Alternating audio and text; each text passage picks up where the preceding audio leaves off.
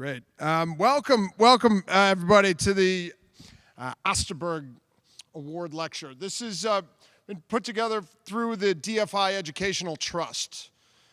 Let's see. Do you have?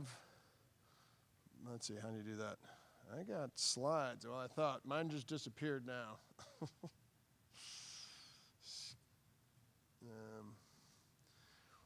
Do we have that little slide deck to start up?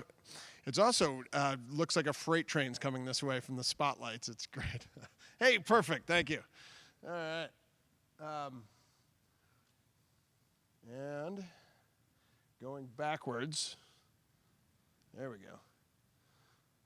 Okay. I'm Mike Wysocki with DFI, and is one of the core roles is the president also has to be involved in the Educational Trust, which is something we're actually honored to be a part of. This is a great organization inside of DFI. It was started with a very generous donation from Charlie Burkle, and has grown considerably since.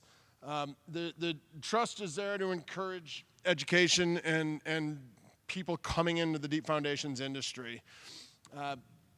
It's beyond college. It's also looking into high schools, both in a promotional aspect, but primarily with financial aid and helping things along.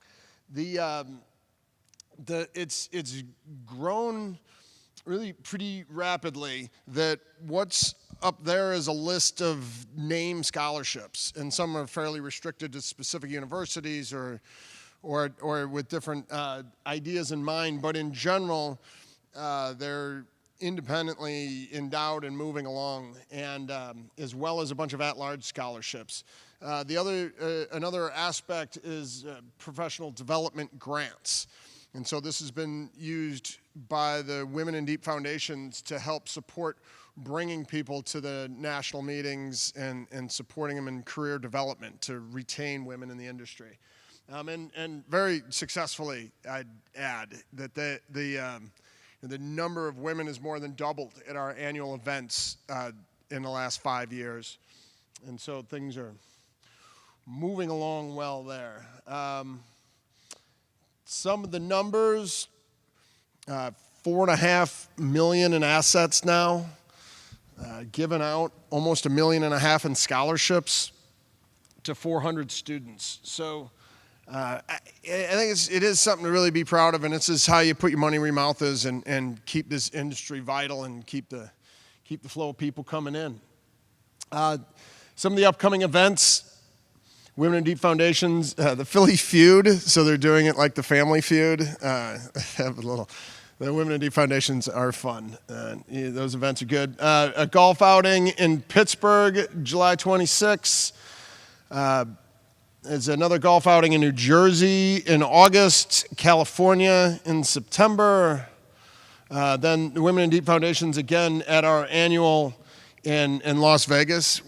Everybody needs to be at that. That's going to be a great event. And then they sponsoring the Hal Hunt Lecture, which is towards communications, is the lecture. And then the annual fundraising gala in New York.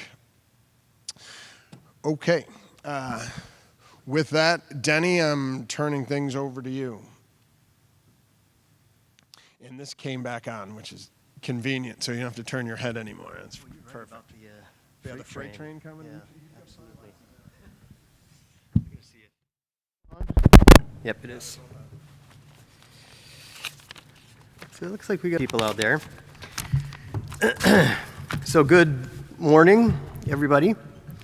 I'm Denny Court. The annual Osterberg Memorial Lecture and Award was established by Fugro Load Test in conjunction with the DFI Educational Trust in honor of Dr. Jorj Osterberg, one of the true pioneers of geotechnical engineering. The lecture and award recognize innovations in deep foundations related to engineering design, testing, or education, all aspects of Dr. Osterberg's lifelong contributions. Dr. Osterberg has long been recognized for his innovations in soil sampling and testing, most famously his inventions of the Osterberg sampler and the Osterberg cell. Dr. Osterberg enjoyed a long and distinguished career as a teacher and a consultant, culminating as a professor emeritus of civil engineering at Northwestern University. So for the past 12 years, the committee tasked with accepting and reviewing nominations of candidates for the award reviews carefully the contributions ascribed to the nominee and ultimately votes on the candidate who most strongly espouses the qualities associated with pioneering life's work of Dr. Osterberg. So past recipients read kind of like a who's who of geotechnical pioneers, including Clyde Baker, Bent Felinius, Dan Brown, Jean-Louis Briaud, Kyle Rollins, Frank Rausch, Dr. David Krapps, Richard Fino, Jack Hayes, and most recently Sam Pikowski. So this year the award is going to Dr. Erik Loehr in recognition of his considerable contribution to the profession in the spirit of those pioneering contributions of Dr. Osterberg. So Professor Loehr is the Logan Professor in the College of Engineering at the University of Missouri and a Senior Principal Engineer with Dan Brown Associates. He's over 25 years of experience conducting geotechnical engineering research, most recently including work to evaluate the benefits of post-grouting for drilled shafts with funding from the FHWA and Caltrans.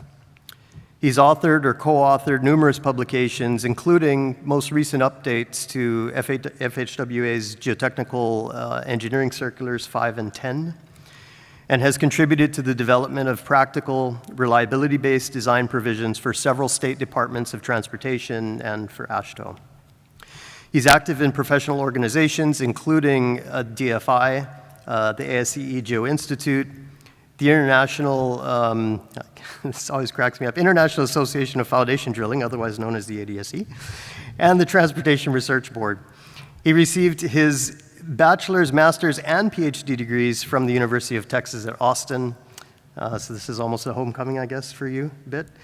So with this, we'll add the 2021 Osterberg Memorial Lecture and Award to that list of distinctions.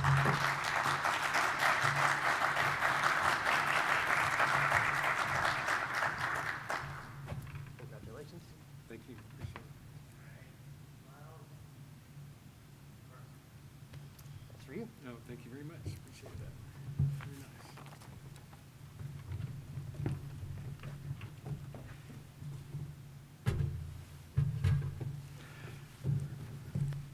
nice. Thank you, Denny.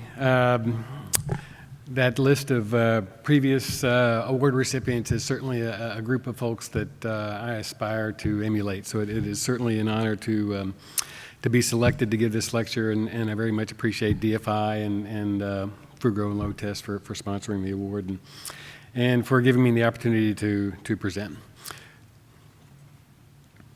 Oops.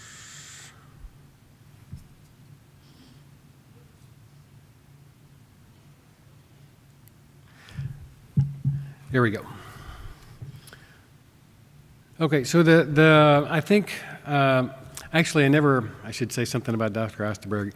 I didn't know him, obviously, but I did have the one chance to meet him at the ADSC faculty workshop about 20 years ago in Colorado, and he gave a little presentation and kind of hung out with us for the day, and he was just the nicest, most gracious person that I think you'd ever want to meet. And so it's certainly an honor to receive this award in his name. I also think it's, the contributions that he's made to our profession are really immense. I mean, it's hard to understate the value of that. And so what I hope to do today, and I think this is an appropriate topic, is to lecture about the considerable benefits of bidirectional loading. And I think probably at this point we've probably achieved the vision that he had with doing bidirectional load testing. That certainly doesn't mean that we don't have more benefit to gain from that. But I also think in recent years we've learned a little bit more about bidirectional loading, and that there are some other benefits that bidirectional loading can produce that I think can benefit our profession even more. And so I'll talk about really three different benefits. That's intentionally plural.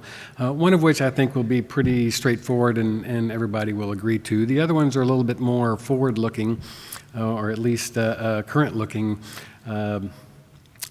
ways that we can account for and utilize bidirectional loading to do that.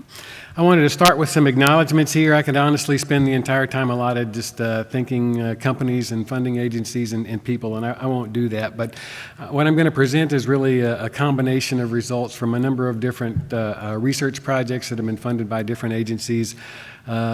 These projects don't get done alone, and so it takes lots of companies, drilling contractors, material suppliers, collaborators from other universities and other things. And so I want to make sure that recognize them and hope they know that I appreciate those inputs very much.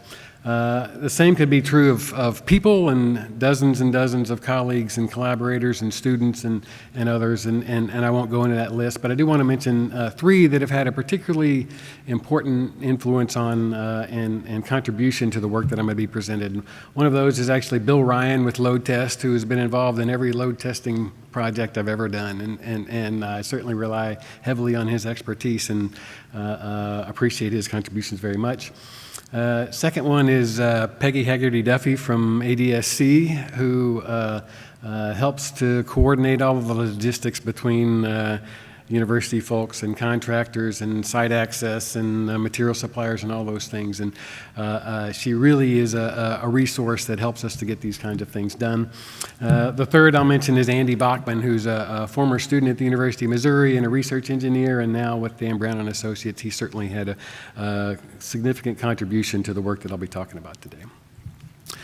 So I'm going to talk about three benefits, and so that'll give you a little bit of perspective on this. I'm not going to spend too much time on the first one because I think it's the more obvious one, and I think everybody would probably agree to it. The benefit of bidirectional loading has really been improved knowledge, and this really comes about because the Osterberg cell made load testing more economical. If you look back at the literature in the 1970s, kind of predating the O cell, what we now call bidirectional load testing. We did do load tests, but when we did those load tests, they were oftentimes on relatively small size foundations, certainly not usually full size foundations, often in cases where the loading was relatively light. And the advent and the sort of adoption of using bidirectional testing, I think, really dramatically expanded the frequency with which we could do load testing and the projects where it became viable. So no longer did you have to do a load test only on a project that was a big river crossing bridge or a large structure. Now you could actually do load testing on relatively routine projects and do that cost effectively and gain advantage from that. And so just that alone really dramatically expanded our ability to do load testing. It enabled us to test larger and larger foundation elements, so most of the time pretty much full-size foundations, and that's certainly a great advantage. We don't have to try to make the extrapolation from smaller elements to larger elements as much. The third there is providing a direct measure of the tip resistance. If you do top-down tests, if you've interpreted those before, you know you have to make some considerable inferences and interpretations and assessments about stiffness and the modulus of the foundation element, which introduces uncertainty into the value, the magnitude of the tip resistance at a particular time. Well, putting the load right at the tip of the shaft obviously negates or avoids having to do that, and that certainly provides us from that. And so by collecting all of this information, I really do think it's not an understatement at all to say that really dramatically improved our profession in many ways. And I don't want to talk about this too long, but I'll give you one example, and this is some work we did for the Missouri Department of Transportation about 10 years ago, where MoDOT began using drilled shafts, I'll say, about in the mid-90s, and understandably they kind of had a conservative design posture. But because of the increased testing that was afforded by bidirectional load testing, by the Osterberg cell, they were able to collect through a series of projects and then some research that they funded, a relatively large number of load tests, and combining those with load tests from surrounding states. And these are load tests in shaly materials, siltstones, mudstones, and the like. It allowed us in relatively short order to collect a large number of test results so we could look at design practices. And at the time, and actually some people still use this, the method by Rowe and Armitage, which if you read their paper was admittedly a conservative method at the time. It was really theoretically based on some limited, in addition to some limited testing. Now with the advent of the OCEL and collecting more and more load test data, you can see that sort of plotted there. Not all of these data points actually achieved failure, and I'm looking at tip resistance at the moment. And so if we just isolate the tests that happen to achieve failure in tip resistance, you'll now sort of get a clearer picture about the conservatism that's inherent in that design method. So the data points that are circled in yellow there correspond to tests that actually achieve the ultimate tip resistance, or at least some tip resistance that we would be considered to be failure. And based on that analysis and looking at those data, MoDOT was able to adopt in 2010 a design method that was considerably less conservative than what they've been using in the past. Almost double in many cases the predicted values from the Rowe and Armitage method. I will point out actually the AASHTO code to this day still recommends using the Rowe and Armitage method. So there are some advances that we can still make. But this really wouldn't have been possible without bidirectional load testing. We just wouldn't have had the funding to be able to do that many tests and the capability to achieve those results. And so, again, I think it's kind of unquestionable the significant impact that bidirectional testing's had. There are some additional benefits, though, to bidirectional loading, and I'm going to kind of move away from the Osterberg cell, so to speak, and just now talk about other ways to do bidirectional loading. And so there'll be two more benefits, but the second benefit that we can get from bidirectional loading is actually improved performance. And so this is not about measuring the capacity or the performance of a foundation. This is actually about producing an improved performance of the foundation. And what I've got plotted here on the graph on the right there is results from 3 top-down load tests. These were performed at the Texas A&M experiment site with assistance from John Louis Briot at Texas A&M.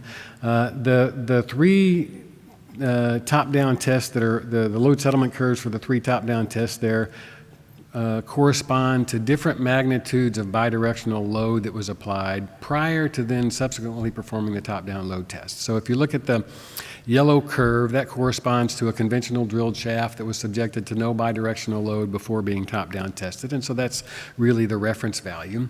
If you look at the green curve, that corresponds to a shaft that was subjected to 120 kips of bidirectional load at the tip of the shaft prior to then subsequently coming back and top-down load testing. And so you see that the load settlement performance of the shown in the green curve is improved over that's shown in the yellow curve that wasn't subjected to the top-down load. The blue curve similarly corresponds to a shaft that was bidirectionally loaded, this time to 230 kips prior to then subsequently conducting a top-down load test. And what you see is that the performance there is even further improved. And so this is actually a mechanism for producing an improved load settlement response, really without changing the ultimate resistance. At large displacements, we're really getting the same or similar values at least. But at the intermediate loads, we're getting an improved performance, either in the form of having a greater resistance at a given displacement or having a lesser settlement at a given load. You can think about it in both of those ways. And so this is a mechanism for improvement, improving the performance of it due to that bidirectional load. Well, it turns out this is work that was funded by the Federal Highway Administration, which actually funded a group of folks under the guidance of the ADSC to study post-grouted drilled shafts and to really try to investigate how the techniques could be used to improve our practice. And I'll say that I think our key finding was really a surprise to most of us that were working on that team. And the key finding was that post-grouting is really less about ground improvement, trying to improve the ground beneath the tip of the shaft, and more about pre-mobilization or mobilizing load with a bidirectional load. And so the schematic drawing on the left kind of illustrates that. If you don't know about post-grouting, this is essentially constructing a drilled shaft, much the same way we would a conventional shaft, but we're going to install one of various types of devices at the tip of the shaft. I've got 3 shown on the right that I'll talk about in just a second. Following placement of the concrete, allowing the concrete to harden, and we'll then come back and inject grout into that device with the intention of improving the performance of the drilled shaft to loading. One of the key benefits of that turns out to be this mobilization of load that's induced by the bidirectional load. And so we're going to mobilize downward or negative side resistance as the post-grouting is occurring, trying to push up on the shaft. At the same time, we're going to mobilize positive tip resistance as the device is really pushing on the ground down below the shaft. We can do this with a number of different devices, and I've shown you 3 here. The one on the top right is what we would call a sleeve port system, at least in the U.S., and this is a device that consists of a series of grouting tubes. On those grouting tubes at the base of the shaft, there's a tube à manchette port, grouting port, 1 or more of those in each of the circuits.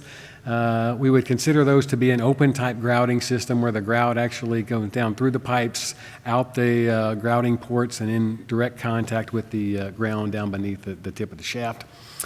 The one in the middle on the right there is what we would call a flat jack. This is actually a device that was provided by Synchropile. But this is a similar device, but now it's got a membrane that's surrounding the bottom of the grouting tubes, and so it provides a closed grouting system, at least unless we accidentally burst that membrane. But essentially it's much like trying to blow up a balloon at the tip of the shaft, and again that's going to apply this bidirectional load. The third one on the bottom right is really not a post-grouting device, but it's a device that's intended to apply load in much a similar way, and that's the rim cell device from load test. This is actually gets cast within the concrete and then becomes a sealed device as well. And so the difference really in the one on the top right is it's an open device that allows the grout to be in direct contact with the ground. The middle and the bottom one on the right, at least intentionally, are not they're intended to be sealed and closed devices, and we'll see some consequences of that as we go along.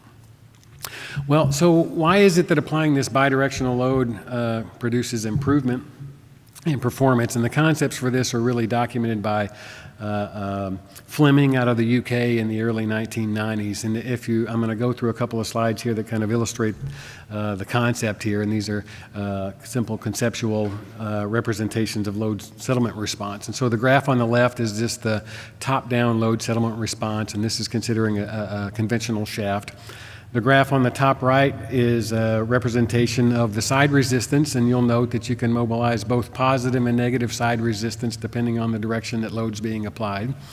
And then the graph on the bottom right represents a mobilization of tip resistance, and in that case it's only mobilized if we're pushing downward. If we're pulling the shaft upward, obviously we're not going to mobilize significant resistance at the shaft tip.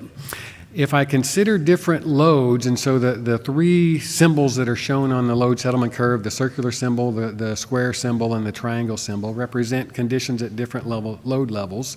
And those same symbols are used to represent the mobilization of resistance and side and tip resistance at those load levels on the graphs on the right. And so you see at a relatively low load level indicated by the circular symbol, we've mobilized a considerable amount of side resistance, a limited amount of tip resistance, and that's producing the ultimate response, or the response at that level. Considering a little bit higher load with the square symbol, now you'll see that we've fully mobilized side resistance, and this is generally true. We mobilize side resistance at relatively small displacements.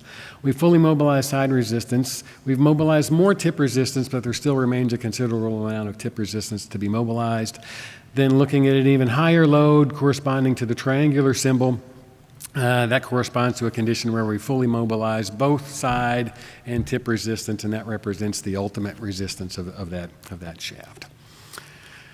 So if I now consider this with bidirectional loading prior to this top-down loading, essentially what this bidirectional loading is going to produce is an initial loading from which the top-down loading is then going to follow. And so whether this happens because of a post-grouting operation or because of putting in some other kind of device doesn't really matter. This is a mechanical thing, not really a device-specific thing. And so when we apply bidirectional loading, we're going to be pushing up on the shaft up above the tip, and we're going to be pushing down on the ground down below the tip, and that's going to pre-mobilize some resistance, negative side resistance in this case and positive tip resistance in this case. And essentially the idea is that that pre-mobilized resistance is going to influence the subsequent top-down loading. And so it's going to give us a new starting point from which we're going to begin top-down loading. We can even think about it as residual load if you wanted to consider it that way. And so essentially it's giving us a new starting point. So what I've shown here now is the top-down loading subsequent to that bidirectional loading. And you'll see that the dashed coordinate axes on the figures on the right represent the loading that was pre-mobilized prior to subsequent top-down loading. And on the load settlement curve on the left, you'll see that the dashed line corresponds to the conventional shaft, the solid line corresponds to a top-down load test after doing the bidirectional loading. And you'll see that you get this stiffer response, more resistance at a given settlement, less settlement at a given load, at least for the intermediate load levels, right? It's very similar at low load levels. It's the same at very high load levels. It's the intermediate load levels where we get the improved response. This is a purely mechanical thing. There's no ground improvement involved with this. This is really just about preloading and the benefit that you can get from that preloading.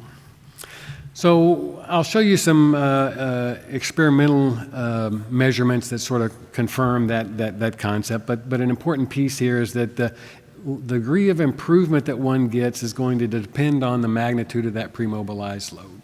The greater the load that you can pre-mobilize prior to the top-down testing, the better performance you're going to get in that subsequent top-down testing, which is a fantastic thing. So that tells you, okay, great, let's put a lot of load into the shaft. Well, that's great, and that certainly is an objective.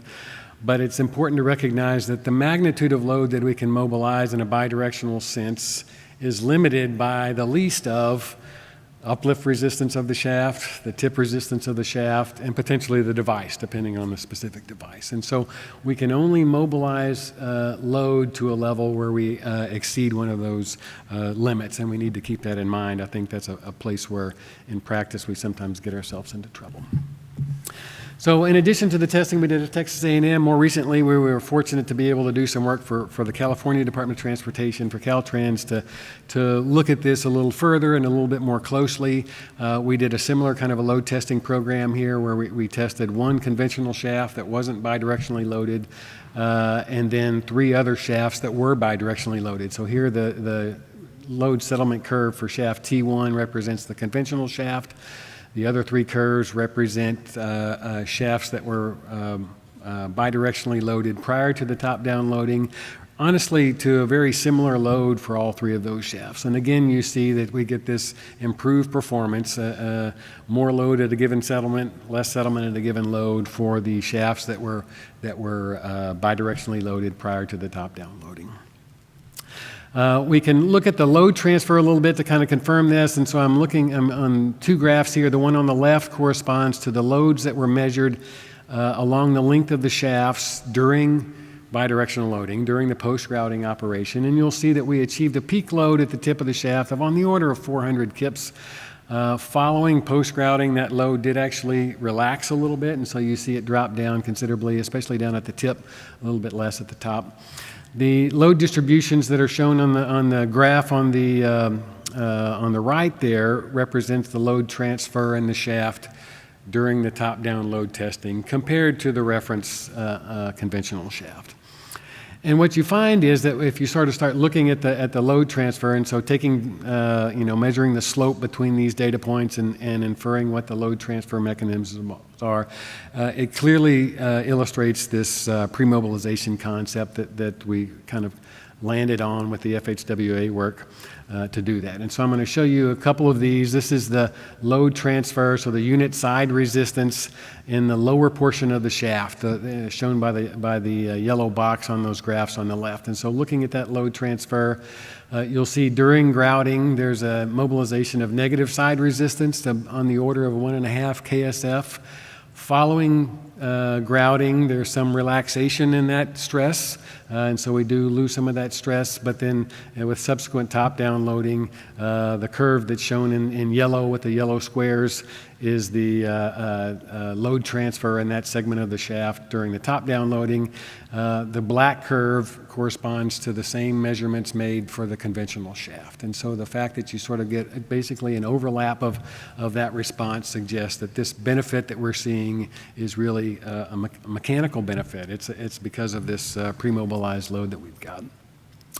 Looking at the load transfer in the center of the shaft, and so again, the blue curve there corresponds to the measurements for the post-grouted shaft. The black curve corresponds to the measurements for the conventional shaft. And again, we see mobilizing resistance during the post-grouting operation, essentially fully mobilizing the available side resistance there. Some relaxation following that grouting, and then subsequent top-down loading, we get a response that's quite similar to that. A similar thing at the top of the shaft. Obviously, in this case, we've got lesser ground conditions, and so we mobilize less resistance. The final one I'll show you here is really the mobilization of tip resistance, and I think this is one of the key questions that I had following the FHWA work is about this relaxation. What is that doing to the performance of the shaft that we see? And so what I've got plotted there on the right is the mobilized unit tip resistance. The dashed line corresponds to the mobilized unit tip resistance for the conventional shaft, so the one that wasn't bidirectionally loaded prior to the top-down test.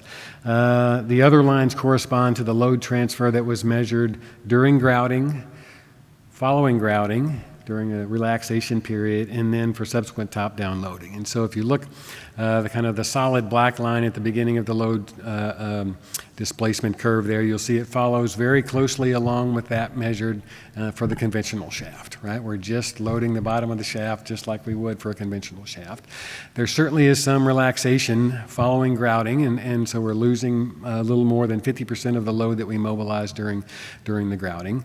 But then with subsequent top-down loading, shown with the circular symbols there, you'll see that the load displacement response is now much stiffer than it was initially. And so essentially you can sort of think about this as we pre-mobilize, or we pre-consumed almost, is 2 inches of displacement at the tip prior to doing the top-down load testing, and so obviously we're going to get a stiffer load settlement response with that. And so it turns out that this relaxation is something that I was quite worried about, that is probably not something we need to worry about very much, because if it relaxes, we get the improvement in tip resistance, or an improvement in the tip response. If it doesn't relax, we get the transfer to the side resistance. So to kind of summarize here about this pre-mobilization concept, I think it's pretty clear. We've done these two experimental studies to really kind of confirm that this is really one of the mechanisms that's producing it, and really the predominant mechanism that's doing it. With an open type grouting system, we can additionally get some ground improvement. So I'm not arguing that ground improvement can't occur, only that this pre-mobilization of this load is really the predominant mechanism for the improved performance we see with post-grouted shafts. It's an improvement in performance without increasing the ultimate resistance. And I've underlined ultimate there because ultimate is not the nominal resistance that you get from most design calculations. That is the nominal resistance. That is a conservatively biased resistance. When we say ultimate here, I'm talking about the real ultimate resistance that we would get at very large displacements, something we don't get to measure very often, to be honest. In some ways, you can consider it to be a redistribution of available resistance, and so again, it's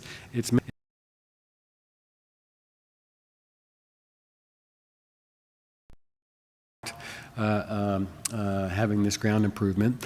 The most significant thing about this pre-mobilization concept, I think, is it's an independent of material type. This happens in sands, silts, clays, weak rock, strong rock, you name it. This is really about mechanics, not about some ground improvement that we're trying to do beneath the ground. It's pretty easy to predict. You can predict it with relatively simple TZ analyses. You can even predict it with simple hand calculations, kind of like the conceptual diagrams that I showed you earlier. The trick here is that the degree of improvement depends on how much load we can induce prior to top-down loading. The bigger the load, the better improvement we're going to get, and that's certainly the benefit. So I think, it's pretty clear at this point that this is a reliable thing, something that we can predict, something that we can count on. Unfortunately, it's a pretty difficult thing to try to implement, and Silas Nichols and I have had a number of conversations about how we can actually try to take advantage of this improvement. And it's tricky, not because the mechanics are difficult or unreliable, but it's tricky because of the way that our design methods have really been developed. Most of our empirical design methods are really displacement constrained, right? They're all, somebody's interpreting what the failure load is, either by some failure criteria or by the load that they achieved or other judgment on that part. And so we end up, when we talk about calculating drilled shaft capacity, that's not really the ultimate capacity. That's a number that we've used and have developed over time to use for our design, which is certainly a fine thing, but it makes it difficult to try to take advantage of this improved stiffness that we see from the bidirectional loading. So we can try to take advantage of that, and what I've summarized here, this is for the test that we performed in California. So T1 there, the kind of the first row of the table, represents the interpreted failure load for different failure criteria. So using the modified Davison criteria, criteria that's 5% of the shaft diameter, and a criteria that's 10% of the shaft diameter. And so you get different failure loads for different failure criteria. The remaining three curves correspond to the interpreted failure load for the three shafts that were subjected to bidirectional loading prior to the top-down load testing. And I'll focus you kind of on the percent difference there. And what you'll see is, it varies depending on the failure criteria you pick. It varies a little bit depending from one test to the other. But we're talking about oftentimes on the range of 10 to 20 to maybe 30% improvement in that design capacity that we can count on just from this bidirectional loading, which is certainly nothing to sneeze at, but it's also not 50%. It's not 100%. It's not huge, and so it tends to be a thing that's a little bit difficult to take advantage of. Although one can certainly do that. So that's benefit number two. Again, an improved performance because of this bidirectional loading, and I think that's certainly beyond what maybe I don't know what Dr. Osterberg was thinking, but I think that's probably a little more than he was thinking. The third one is really, the third benefit is improved reliability. And this is really, in my mind, a combination of the first two benefits. And the idea here is, well, if we can go out and apply a bidirectional load with post-grouting devices or some other devices that are less reliable than a conventional bidirectional cell, but nevertheless applying some loading, well then, if we're applying load, then we're actually proofing the resistance of that specific foundation element to some level. And so one of the things we can try to do is, if we're going to do that, now if we're doing it a little bit more economically, that we can actually do that for every shaft. And so that really is a game changer in terms of the reliability. And so now, instead of going out and doing one load test, getting an estimate for what the side and tip resistance are and using that for the remaining foundations at a site, we can actually go out with one of these devices and actually proof load test every foundation element, much like we would do for ground anchors.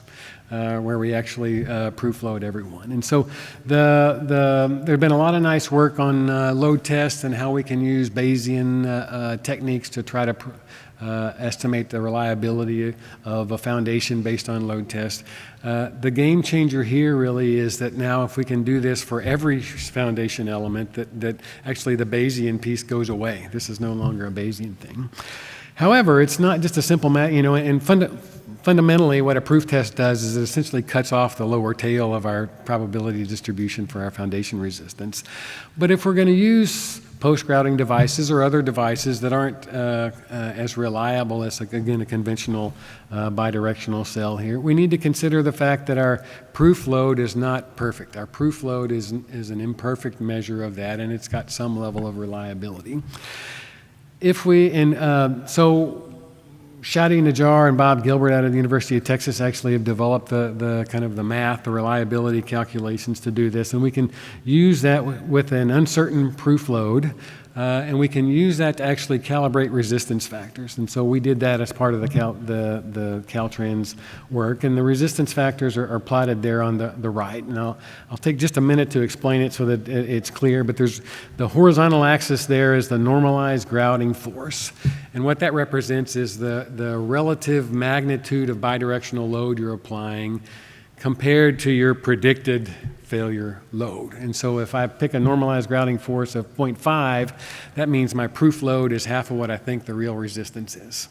If I pick a normalized load of 0.75, then I'm 3/4 of the way to that estimated resistance there. The vertical axis is resistance factor. The different curves there correspond to different assumed values of uncertainty in the proof load. So for 0, that would correspond to a perfect measurement of the proof load.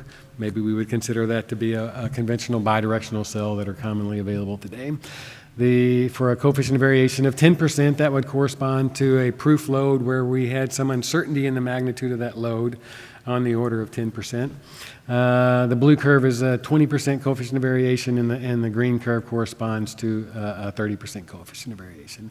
And so you see the two dominant factors here in terms of reliability are, one, how reliable is your load that you're applying? How reliable is the bidirectional load that's really your proof load? And two, what's the magnitude of that bidirectional load? As you consider a more reliable load and a larger load, a higher magnitude, a load with higher magnitude, you can actually use higher and higher resistance factors to achieve the reliability that you're pursuing. And these were all calibrated for a probability of failure of about 1 in 1,500, pretty consistent with what the AASHTO code is. So the question then becomes, well, okay, so what's the uncertainty in my load, and what kind of load can I get? And so those are really the two fundamental questions that are needed to be able to implement this, and I'll show some examples in a little bit. So we're kind of developing these ideas about the time we were going to do the load test for Caltrans, and so we actually decided to actually post-grout all of our shafts, including our reaction shafts. So this is the load test site. It's just north of Sacramento in the Sacramento River Valley, just a couple of miles from the river there in the floodplain. Site consists of about 25 feet of silty clay soils overlying another 20 feet of sandy soils that vary a little bit in density to do that. The testing program here included 4 test shafts. Actually, one of the ironic pieces to this pre-mobilization piece is that you can't capture it with a bidirectional load test. So it's producing benefit from bidirectional loading, but to capture it, you actually have to come out and do top-down tests. And so we were doing top-down tests in this case, which means that we had to have reaction shafts. Well, we took advantage of having those reaction shafts by post-grouting those, by bidirectionally loading those to try to get some measure or some estimate for how reliable the load was from those different devices. And we considered, again, the 3 different devices: an open sleeve port device, a closed flat jack device, and then we had one of the rim cells for one of the reaction shafts. And so I'll show you those measurements. And so these are the measurements that we were really using to try to establish what's the uncertainty in the load that's being applied from these different devices. And so I'll start with the flat jack device first. And I'm showing you 4 different graphs. Those are graphs that are associated with different reaction shafts. So shaft 3, 5, 7, and 9 here. Each of the graphs, the horizontal axis is the measured grout pressure during post-grouting. So this is the grout pressure really measured at the grout plant. The vertical axis there is the measured force, and so this is really the force that was measured using strain gauges that were installed just above the grouting device and were monitored throughout the grouting process.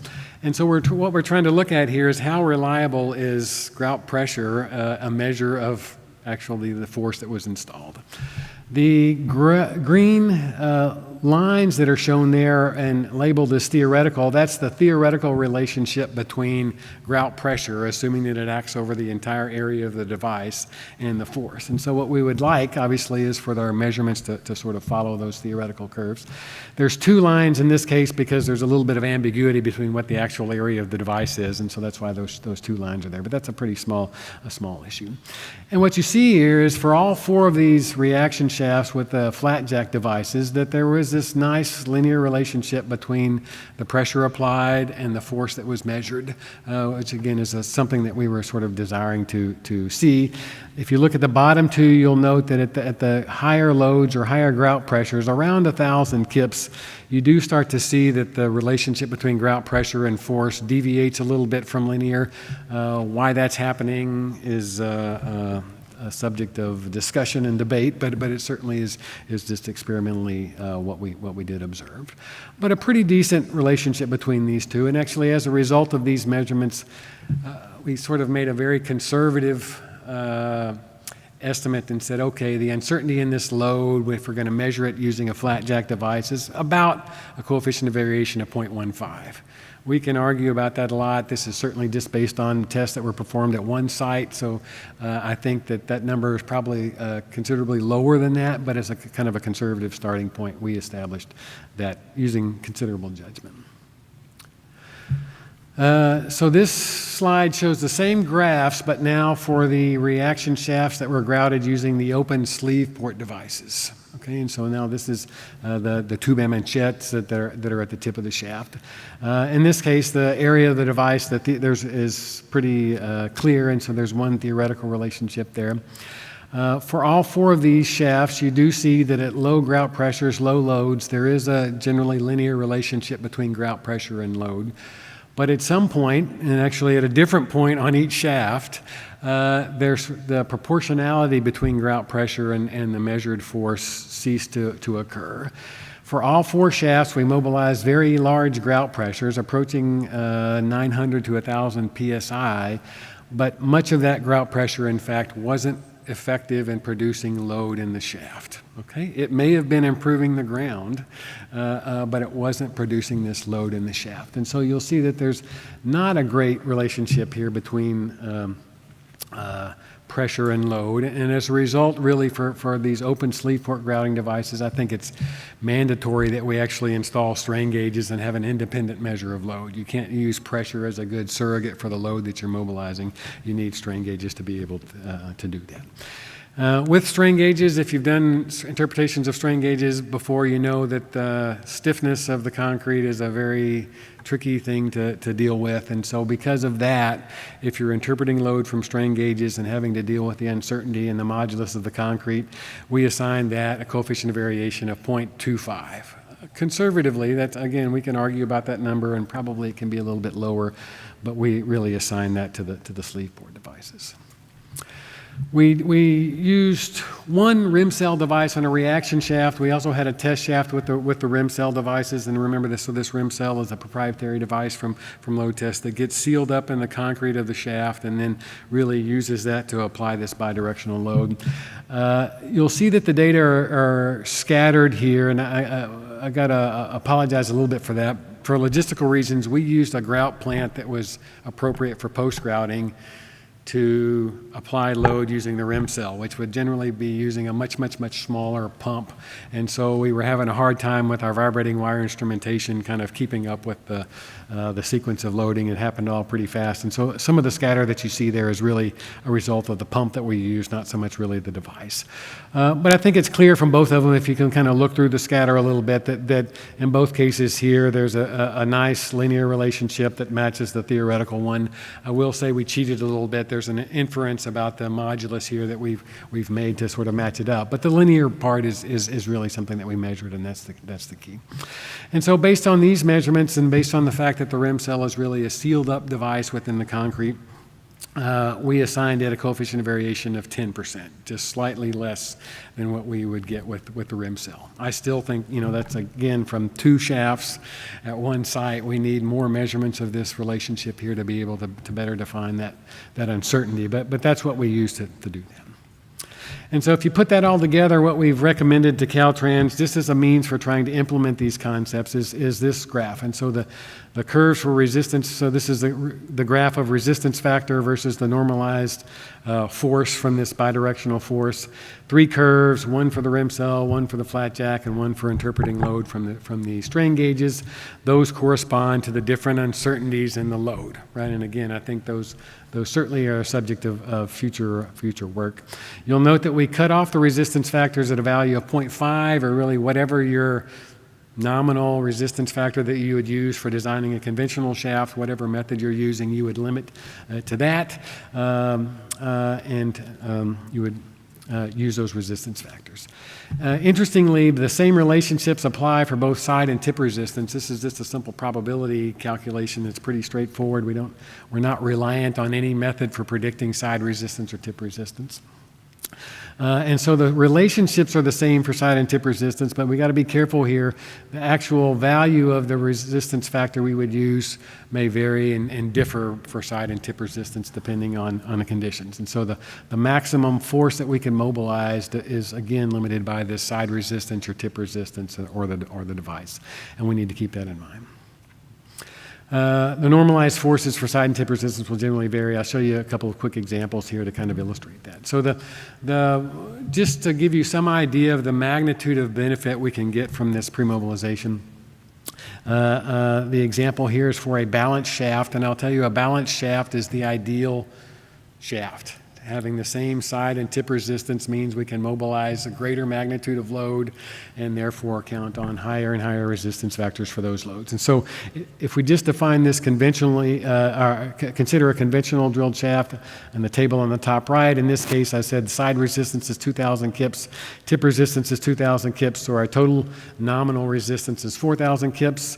If we just say we're using a resistance factor of 0.5 to kind of average out something that we would commonly use, our factored resistance in this case turns out to be 1,000 kips in side resistance, 1,000 kips in tip resistance, and so a total factor resistance of 2,000 kips.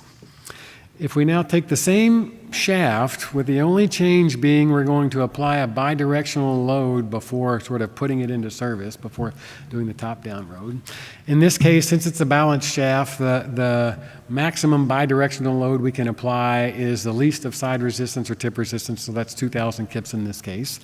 I'll get to the point of we're going to adopt this 70% target load, meaning we're not going to target going out to apply 2,000 kips because we might not get that for every shaft. We're going to reduce that a little bit to make sure that we can achieve that proof load.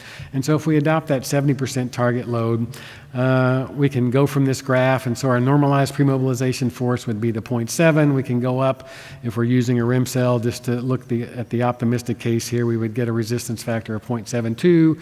We apply that to both side and tip resistance because they're the same in this case, and so we end up with, just by applying this bidirectional load, we get an improved factored resistance by about 45%. So now our factored resistance is 40% greater than it was before we did that, just because of the reliability benefit of the bidirectional loading. It's not always that good, so it can actually be, let me go back real quick, it could actually be better if we wanted to be a little risky and say, well, I want to try to get closer to that 2,000 kips, or maybe I think that 2,000 kips is a conservative estimate and I can go higher than that. Then you could get a little risky, and instead of using 0.7 for your normalized pre-mobilization force, you could try to go to 0.8. But when you do that, you run the risk of potentially not being able to achieve that for every shaft. And so the beauty is we can use higher and higher resistance factors. The risk is I got to proof it when I get out to the field, and so I got to make sure that I can do that. So there's a risk-reward balance for the contractors and owners here that I think is pretty interesting. The second example I'll give you one is where the tip resistance controls, and so in this case the tip resistance is 330 kips, the side resistance is 820 kips, so I'm really limited by that tip resistance in this case. You'll see the factored resistance that I would get for a conventional shaft is about 575 kips. If I do the same thing, but now considering that I'm going to bidirectionally load this shaft prior to putting it in service, my bidirectional load now is limited to 330 kips, the least of the side and tip resistance, and so now I get a smaller load. I still get to use the high resistance factor for tip resistance because I'm going to really be fully testing that, if you will, or at least close to fully testing that. For side resistance, though, now the maximum load I can apply is limited by tip resistance, and so the normalized load for side resistance is much smaller. The resistance factor, I don't really get to take a benefit of that because the load's so small. And so I do get an improvement. I go from 575 kips to 650 kips, about a 15% improvement in the capacity. But just because I'm not balanced here, I don't get quite as much improvement. Again, we could, maybe here from really a 0 to a 50% improvement if we're conservative with our target load. If we want to get a little bit more aggressive, we can actually get even greater benefits. So the last couple of slides that I'll show here before closing are about this reduced target load. Why on earth would I want to not maximize my resistance factor, right? If I'm estimating that the resistance is 2,000 kips, why wouldn't I try to target the 2,000 kips so I could use a resistance factor that's even higher? And really the reason why to do that is because if we go out to a site and we construct 100 drilled shafts, or for that matter, drive 100 piles or CFA piles, whatever foundation might happen to be, we're going to have some variability and uncertainty in that resistance, right? We can't construct a perfect foundation every time. And so we need to account for the fact that there's variability, even within a single site, in addition to uncertainty that's associated with we don't really know where our site is. And so we were kind of fortunate to collect some data for this work we did for MoDOT a decade or so ago to kind of look at this. And this is for side resistance, which I'll tell you is much more variable and uncertain than tip resistance, at least based on the information that we've collected. And so I've circled a series of data points that correspond to replicate test on a single site. So each of the ovals that are shown corresponds to the variability of the measured resistance for those sites. And what you'll notice is there's considerable variability, so that should worry you a little bit. But what you'll also notice is some of the ovals tend to be above the mean trend. Some of the ovals tend to be below the mean trend. Some of the ovals tend to be centered about the mean trend. And so some sites, if I pick one of the ovals that's above the mean trend, I can be really aggressive and I'm going to work out great.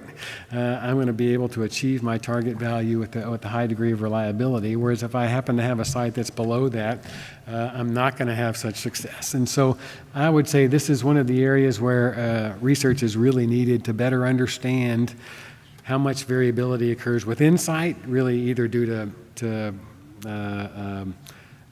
ground conditions varying from one spot to another, or due to construction practices that are varying things from one foundation to another, and how much of that's really due to uncertainty in our design method. So I think we can do a lot better than we have, but it requires some dedicated effort. This is just a plot of the observed within site variability for each of those sites, and there is some relationship with the site variability, which suggests, with the variability of ground conditions, which suggests that it's really a site-specific thing. Although if you look at side resistance, you'll notice that there's an intercept there that suggests it's really affected by construction practices too. This is certainly a work in progress in trying to look at the magnitude of what that within site variability is. So the last one I'll show you is some really reliability analyses that Andy Bachman performed to try to look at what's the likelihood of this proof loading success. And so should I target 70% of my anticipated resistance, 80% of the anticipated resistance, 90% of the anticipated resistance, with the recognition that if I get too aggressive, I can use a much higher resistance factor, but I'm more likely to have problems and not be able to achieve the proof load during construction. And so this is for an unbiased design method, which is a little bit pessimistic. Most of our design methods have at least a little bit of bias in them, a little bit of conservative bias in them. I think that's particularly true for tip resistance, where even our best estimates of tip resistance, our best predictions of tip resistance are conservative because they're constrained by some failure criteria. We can actually mobilize considerable additional resistance and tip resistance for those. And so this is where the 70% comes from, and actually we've kind of had a little internal debate about should it be 70%, should it be 80%, but that's kind of the target value that we're landing on, at least based on what we've done so far. I think that's obviously an area for success. So in conclusion here, I'll just kind of restate the three benefits. Again, I think the first one is probably the one that we've realized most significantly, that the bidirectional test really has, for drilled shafts, I don't think we would be constructing 15-foot diameter drilled shafts that are 200 feet long if we hadn't had the bidirectional test to be able to confirm some things. Certainly, equipment advances have enabled us to do larger and larger and larger elements and to better understand construction practices and other things, but I don't think any of that would really have happened without the better understanding that we've got from doing bidirectional tests. I think it's clear at this point that bidirectional loading prior to top-down loading can actually significantly improve that load settlement response, give us, again, more resistance at a given settlement or less settlement at a given load. But it's a little tricky to implement with our current design methods. Serviceability seldom controls design for deep foundation elements, and mostly because of the way we've developed our practices. The third one is the most exciting one to me, is the potential to use this as a sort of a proof test, an imperfect proof test, but a proof test that will allow us to use greater and greater resistance factors, allow us to design more effectively, and really identify any problem foundations in the field. And the benefit of doing that is the ability to design more efficiently and cost effectively. So with that, I will say thank you and conclude my presentation. Thank you, Eric. Are there questions for Professor Loehr? Anybody? You've covered everything so well. One of the things I noticed was just it seemed a couple of different pieces of the terminology, particularly there at the end, is how with these great advances and these extra special efforts to improve these drilled shafts, what you're doing is trying to make them like driven piles.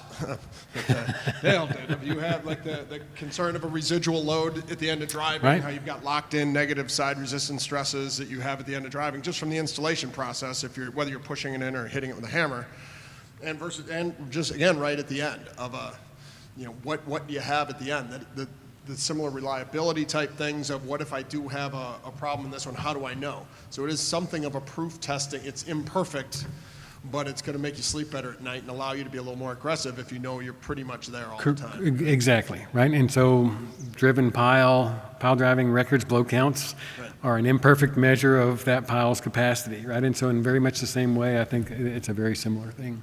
The residual stress, well, I shouldn't say all piles. Piles that are driven conventionally maybe are going to have that residual stress, and I think our empirical methods sort of inherently include that, and all the load tests that we've done include the effect of that residual stress, where with drilled shafts or other deep foundation elements that maybe those aren't so inherent in those practices.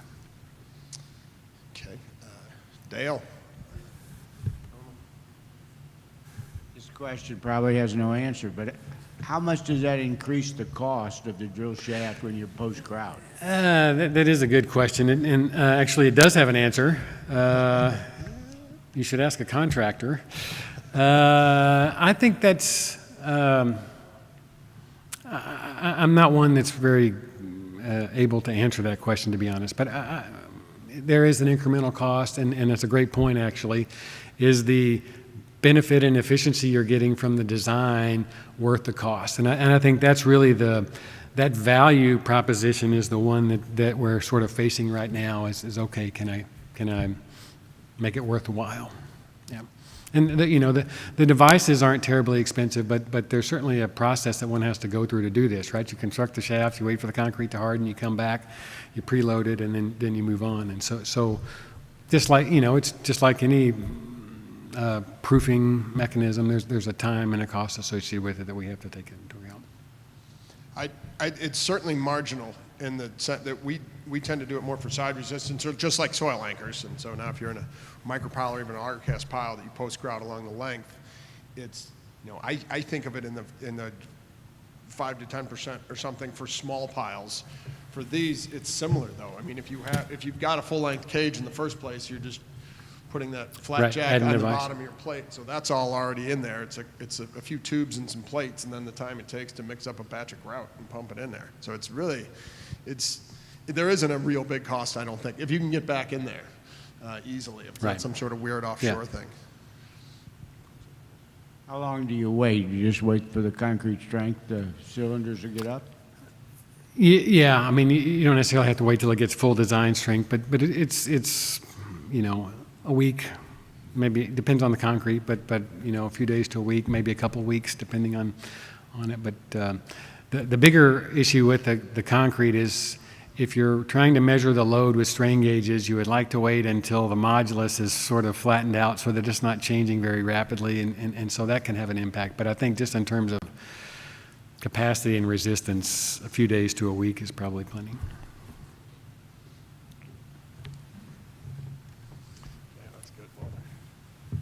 Well, thanks for the great presentation. The question is about the tip resistance. How you distinguish the enhancement in the ultimate tip resistance due to ground improvement from grouting versus for the mechanism? Sorry, say one more. How do you distinguish the tip resistance that's coming from ground improvement compared to just the pre-mobilization? Is Well, I have to admit I came here a little bit late. But Okay. I saw the graph, the ultimate tip resistance with grouting or without grouting, right? But it was the same value. Why we did not see increase in that ultimate tip resistance due to ground improvement, not only to the mechanism? Yeah. You know, it depends on the ground condition. It depends on the device you're using. So if it's a closed device and the device remains closed, then there's really no opportunity for ground improvement, and so you're just getting the benefit of the loading, right? If you're using an open type system, a sleeve port system, you can get ground improvement particularly in coarse grained soils, and that will produce, you're right, an increase in the ultimate resistance. The only way I know to identify how much of one is the other is either through some modeling to try to subtract out the part that's the mechanical part, or through side-by-side testing where you can have it in one and not have it in the other and do that. And so for the Caltrans one, if you look at the results for the sleeve port test, there is a minor improvement due to that ground improvement. Maybe a 10% increase in the capacity. It's not a huge thing, but it certainly can occur. Okay, well, thank you very much, Eric.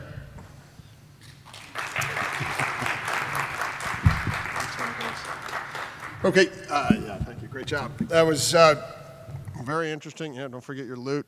We have a couple announcements from our fearless leader, Teresa, who still can't be with us. Let's see. We have with DFI Deep Mixing Online Conference. It's entirely online. The first 3 weeks in June on Tuesdays and Thursdays. Superpile is in Philadelphia, in person, June 23 to June 25. S3, which is Slope Slide Stabilization, is in San Francisco. Should have been in September, but it's in August 3rd to the 5th. And then Las Vegas, the 46th Annual Conference, is in October. There will be remote options available then, but I think you should come to Vegas instead. The Educational Trust is accepting scholarship applications and also Women in Deep Foundation grant applications through May 17th. So you can go to DFI Trust or send a starving student to the DFI Trust website before the middle of May. Let's see, there's several conference proceedings are available for purchase. The International Symposium Offshore Geotechnics, which was the Australia. That's interesting because the proceedings of this conference are available and the conference happens in 2022. That's been delayed to try and get it on purpose. So that's our Australia. And let's see. Lastly, okay, please visit DFI's booth and go see Angie and get some DFI swag. With all that, thank you very much. Thanks, Denny, for a great job. Thanks, everybody, for coming out. Go enjoy lunch.